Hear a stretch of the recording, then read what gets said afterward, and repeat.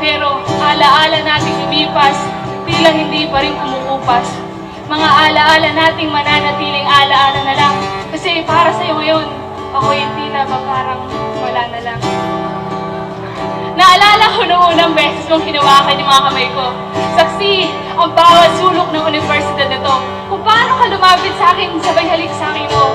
Sabay tanong, mahal, pwede bang merong ikaw sa ako? Eto ko, yung babaeng sumagot ng oo. At ayan ka, yung babaerong walang ibang ginawa kundi manloko. Hindi ako lang dalawang isip eh. Kasi ikaw lang yung laging nasa isip. Hindi ko alam kung nakaba ako ng mga oras na yun. Kasi wala akong bang nasabi. Oo, mahal. Oo, meron tayo. Noong mga panahon na yun, naalala ko yung mga panahon kung paano hinawakan ng mga kamay ko sa harap ng maraming tao. Kung paano mo pinagmalaki sa lahat nito ng swerte ko dahil nasa akin yung babaeng ito. Kung paano natin pinuno yung bawat araw ng masasayang kwento. Kung paano mo ako minahal at nirespeto. Kung paano kita minahal ng buong pagkatao. Ng mga panahon na yon, doon ako unang nagbakasakali. Nagbakasakali ako na tama na ang panahon. Tama na sa bagong makakataon. Nagbakasakali ako na iba ka sa lahat na pwede kong makilala. Pero, tila nagkamali yata ako. Tila, hindi yata ako makasabay sa ikot ng mundo. Tila bumilis yata ang pag-ahagis nito. Sa paglamig ng panahon ay siya din paglamig ng ating relasyon.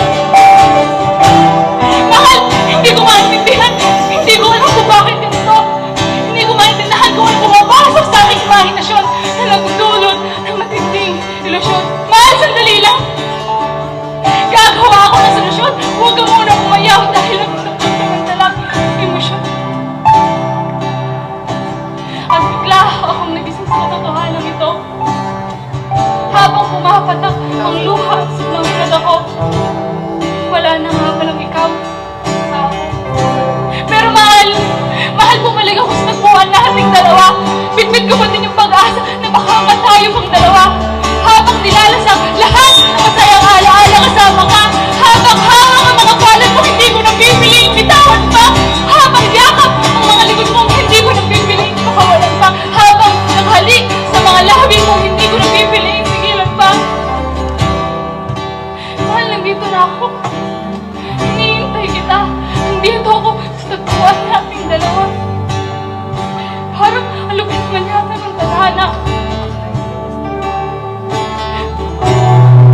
Paano ko pasasabihin yung salitang mahal kita kung sa akin wala ka na? Bakit yung dating mahal kita? Bakit ngayon kailangan laging tinatanong ko pa?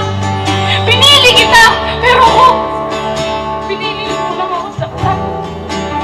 Ilang umaga pa ba akong gigising na may mga patak ng luha sa akin mga mata?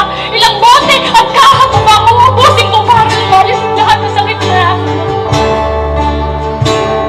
dadamhin ko lahat na sakit hanggang hindi ko na ulit ito maramdaman. Mahal, bakit ganito? Bakit lahat ng bagay bigla na lang nagbago? Bakit ano nagabi ito? Hindi kita ginusto kasi minahal kita gusto. Nasaan na yung mga pangako mo? Hindi mo ako sasaktan, hindi mo ako bibitawan, hindi mo naman ako dapat balikan kasi simula mo lang dapat hindi mo na ako iniwan.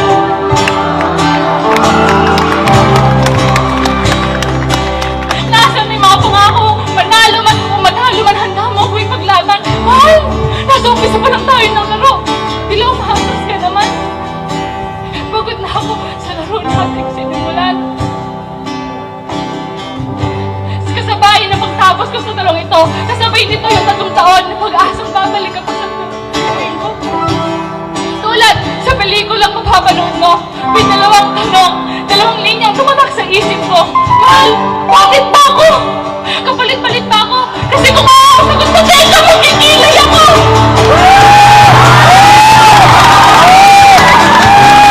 At kung hindi ang sagot mo, paliwanag mo naman, bakit mo ako ginaganito?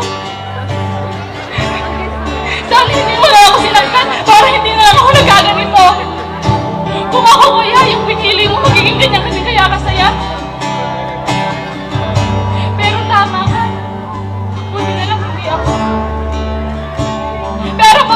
ako. Babangon ako, hindi makaturugin ka.